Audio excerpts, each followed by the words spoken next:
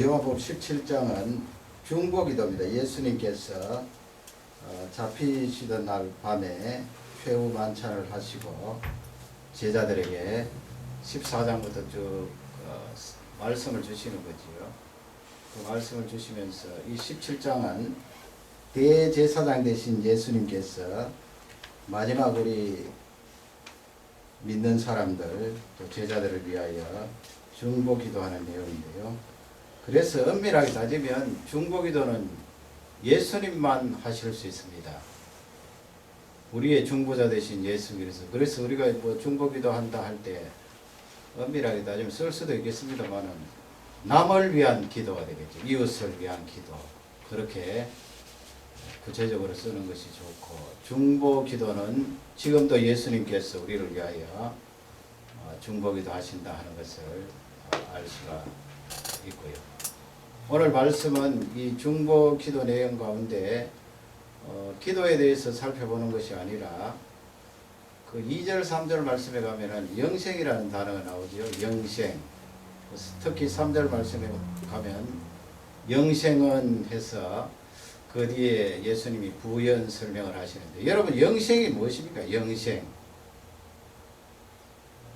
영생이라는 단어를 많이 듣고 우리가 생각합니다만은, 오늘은 이 예수님의 중보기도 속에 나오는 영생에 대한 것 간략간략하게 그렇게 살펴보기를 원합니다. 다 아시는 내용이지만은 정리하면서 그렇게 말씀의 은혜를 받기를 원합니다. 첫 번째는 장소겠죠. 장소. 13절 말씀에 가면은 지금 내가 아버지께로 가신다, 그렇게 예수님이 말씀하시죠. 아버지께로 가신다. 여러분, 우리는 갈 데가 있는 존재입니다. 만약 지금 이 금요 기도회를 마치고 내가 갈 데가 없다 생각하면 참 비참하겠지요. 그러나 우리 모두는 집이란 따뜻한 보금자리가 있어서 다 갈 데가 있지 않습니까? 죽음 이후에 갈 데가 없다고 생각하면 그것은 참으로 끔찍한 일이에요. 하나님께서 우리에게 이 장소, 영생이라고 말할 때는 구체적인 그런 공간이 있음을 우리에게 알려주고 있습니다. 예수님께서 내가 아버지께로 지금 가신다고 말씀할 때 그 가시는 장소가 있는 거예요. 공중에 그냥 떠돌아다니시면서 왔다 갔다 하시는 것이 아니고 하나님 보좌가 계시고 하나님이 존재해 계시는 그 장소가 틀림없이 있어요. 그 영생이라고 말할 때는 그 장소가 있다는 것을 꼭 잊지 마셔야 됩니다. 두 번째는 이 시간적으로 무한대를 말하죠. 시간적으로. 우리가 지금 흘러가는 시간 속에 살기 때문에 무한대라는 그 개념이 잘 들어오지 않는데요. 무한대예요.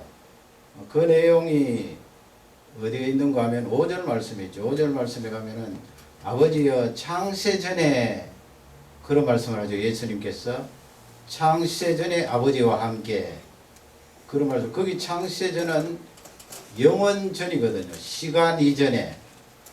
그러니까 우리는 이 영생에 대해서 생각할 때 지금 흘러가는 이 시간 개념이 아니고 끝이 없는 영원한 그 무한대를 우리에게 말씀을 하고 있습니다. 무한대예요, 여러분. 제한된 우리 이 지식과 이성으로 좀처럼 이해가 되지 않을 수도 있습니다만은, 하나님께서는 그 창세전에 말씀하시면서 영원한 시간의 끝이 없는 그것을 말씀하고 계시고요. 세 번째는 그 1절 말씀인데, 여러분 1절 말씀에 보면은 하반절에 예수님이 그런 말씀을 하셔요. 때가 이르렀사오니, 하나님께 그렇게 기도하시면서 아들을 영화롭게 하사, 그 다음에 뭐라고 말씀하십니까?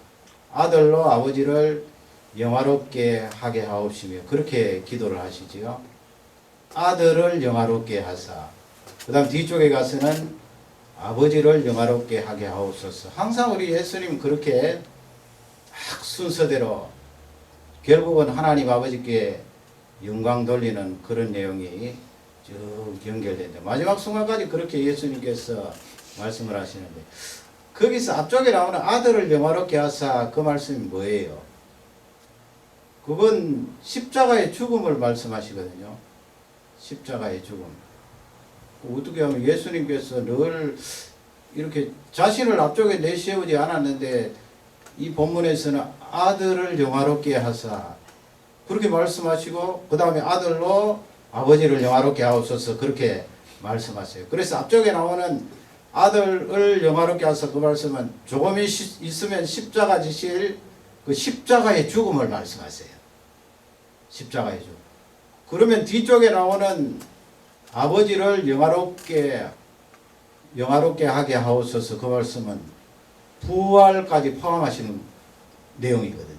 예수님께서 십자가에 죽으시고 성부 하나님께서 그를 3일 만에 십자가의 죽음에서 살리시잖아요. 부활을 말씀합니다. 예수 그리스도께서 부활하신 것은 결국은 성부 하나님께 큰 영광이 됨을 우리에게 알려주고 있습니다. 그러면 이 내용은 영생을 말씀할 때 우리에게 어떤 내용을 알려주고 있습니까? 그것은 육신의 부활을 우리에게 알려주고 계세요. 육신의 부활. 여러분 우리가 영생을 말할 때 영혼만 영생을 누린다면 좀 우리 생각에 희미하지 않아요. 영혼만. 지금 당장은 우리 김전동 집사님 얼마 전에 돌아가셨는데 그분 육신은 지금 땅에 있잖아요. 그러나 영혼은 하나님 품에 안 계셨거든요. 그 영혼은 하나님 품에서 지금 안식을 누리고 계시는데 영생이라고 말씀할 때는 그 영혼만 영생을 누리는 것이 아니고 구원을 받는 것이 아니고 부활을 포함한다는 말씀이에요.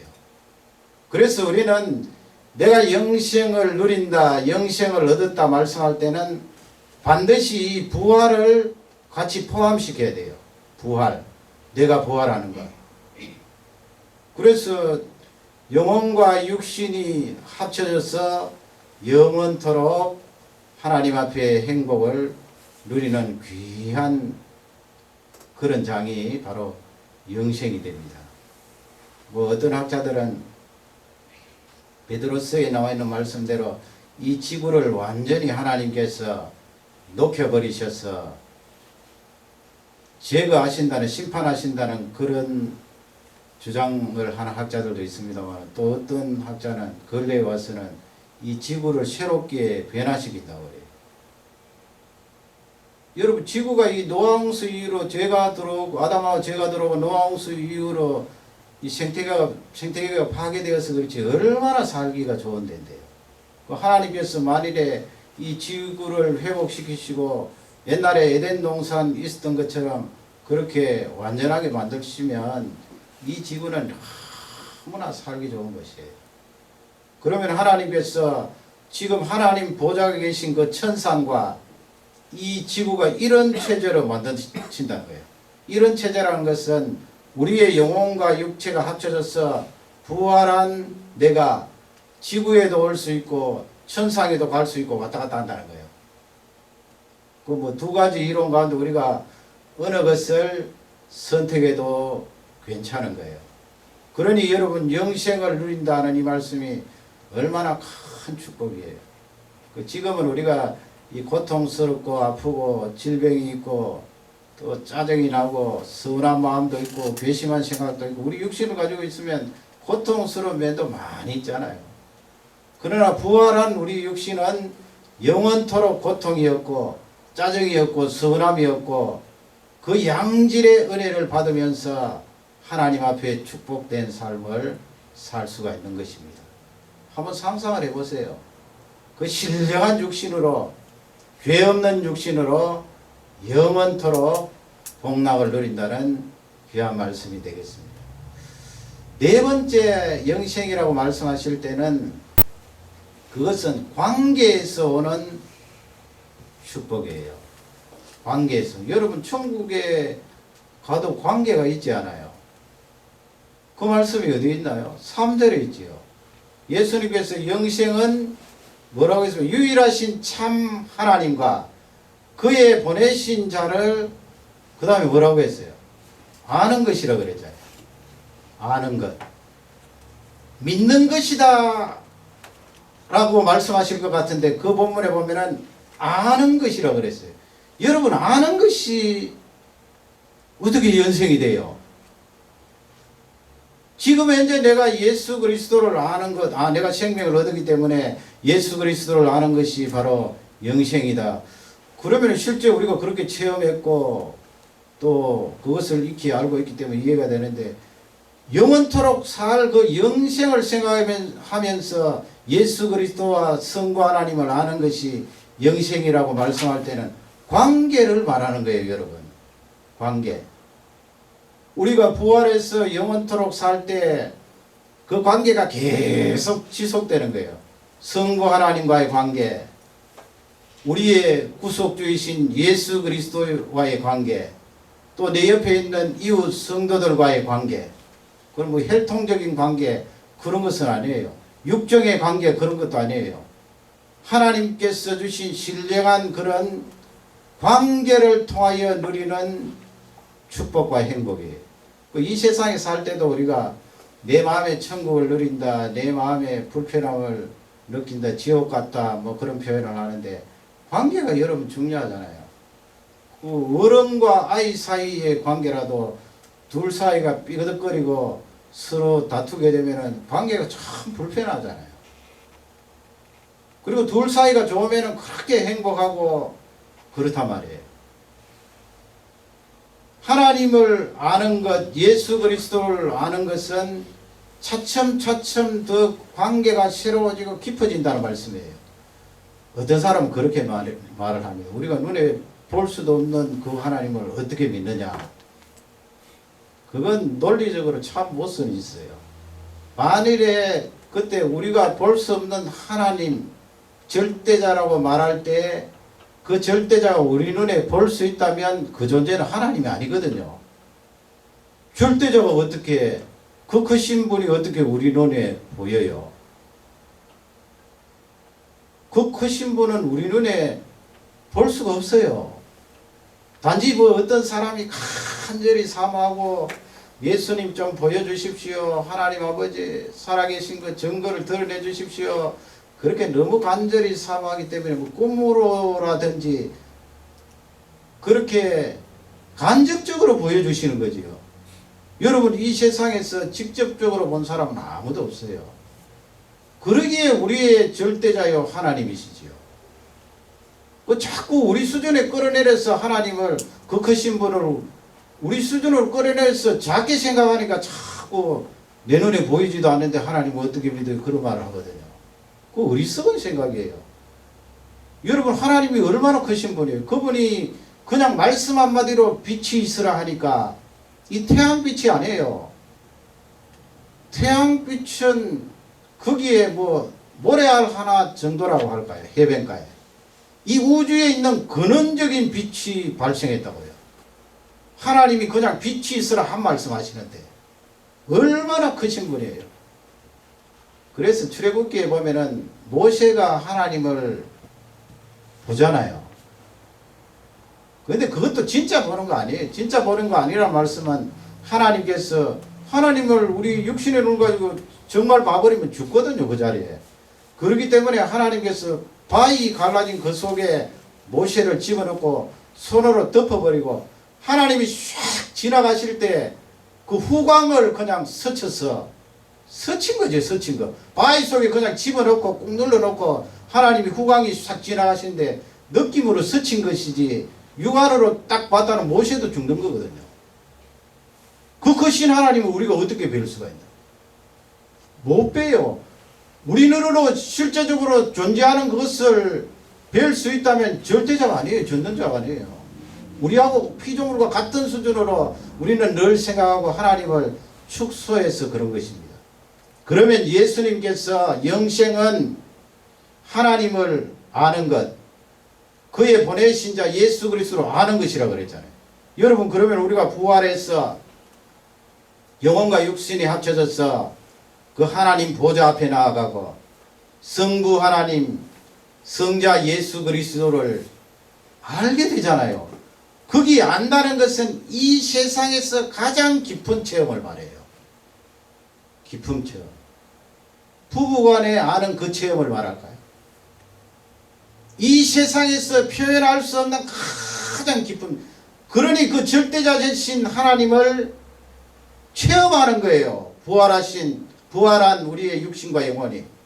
체험하면 여러분, 우리가 알고 있는 하나님은 늘 제한되어 있어요. 제한된 우리의 사고와 이성을 가지고 지금 현재 여러분 하나님을 어떻게 다 알 수 있어요? 다 몰라요. 성경 말씀이 알려주는 대로 쭉 따라가면서 아는데, 그것도 성경 말씀을 잘 안 읽고 성경 말씀을 잘 안 들으니까 그것도 피상적일 때가 많아요. 내가 하나님을 다 아나요? 수천만 분의 1을 알 수 있을까요? 성령께서 나를 깨닫게 하시고 성령께서 나에게 은혜를 주셔서 그 하나님을 나의 구세주로 받아들이고 죄 용서함을 받는 거지요. 하나님을 체험했다고 말하지만 그건 교만한 소리예요. 어떻게 그 크신 하나님을 다 체험해요? 조금 체험한 거지요. 조금 체험한 걸 가지고 떠들고 다니는 거지요. 그러니 여러분, 부활한 우리가 그 하나님의 실체를 보며 느끼며 체험하면은 얼마나 놀라울까요? 그래서 이 관계가 있어요. 누구와 사는가? 우리 한국 사람들 부부간에 이렇게 조사를 해보면 이 세상 떠나고 나서 만일 다시 산다면 지금 배우자와 다시 살겠습니까? 물으니까 뭐 서로 비슷하다면서요. 60%. 어떨 땐 70% 나 절대 같이 안 산다. 지금도 지긋지긋한데 왜 다시 살아? 그러나 그 영생을 예수님이 말씀할 때 우리가 부활해서 사는 그곳에는 그 관계가 누구하고 사느냐, 누구와 관계를 하느냐, 계속해서 새로워요. 계속해서 탐복을 합니다. 만나면 만날수록 좋아요. 지나면 지날수록 행복해요. 그 관계 때문에. 그래서 10절 말씀, 22절 말씀에 보면, 10절 말씀에 보면 예수님께서 아버지여, 나의 것이 다 아버지의 것이고 아버지의 것이 내 것입니다. 그런 말씀을 하시죠. 그 말씀이 바로 관계에서 누리는 평화, 기쁨, 감격이에요. 그것도 앞쪽에 나의 것이 다 아버지의 것이고 뒤쪽에는 다를 빼요. 또 우리 예수님이 참 능력이나 본질이 동등하신 분임에도 불구하고 성부 하나님에 대해서는 그렇게 철저히 높여요. 그래서 22절 말씀에 가면은 우리가 하나가 된 것처럼, 그리고 성부 하나님과 성자 하나님이 하나가 된 것 같이 저희들도 하나가 되게 하소서, 그렇게 기도하잖아요. 그 관계를 말씀하잖아요. 지금 이 세상에서도 예수 그리스도를 의지하고 성령 하나님을 소유한 우리가 성부, 성자, 성령 하나님이 하나가 되신 것처럼 하나가 되잖아요. 그러나 완전하진 않지요. 완전하게 하나가 어떻게 돼요? 우리는 불완전한 존재이고. 그러나 부활해서 영생을 누릴 그 영원한 세계에서는 완전한 하나를 누려요. 그게 영생이에요. 완전한 하나를 누리면 거기서 얼마나 큰 기쁨이 있을까요? 그 어떤 분은 성경 공부할 때 목사님 영원토록 살면 되게 지루하겠네요.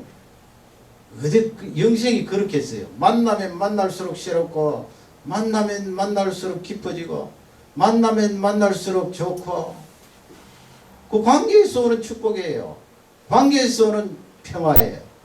그러니 여러분, 이 축복이 얼마나 놀랍습니다. 이 밤도 이 자리에 나와서 기도를 시키게 하신 것은 이 영생을 내가 누리고 있습니다, 하나님. 그리고 장차 누릴 것입니다. 감사하시면서 또 이 영생을 아직 선물로 받아 누리지 못한 우리 주위에 많은 사람들이 있습니다. 그들을 위하여 기도하고 그들을 위하여 간구할 때 그 영혼들이 우리와 똑같이 영생을 누리는 줄 확신합니다. 이 말씀이 우리 모두에게 축복이 되기를 주님의 이름으로 축원합니다. 우리 다 같이 기도하시죠.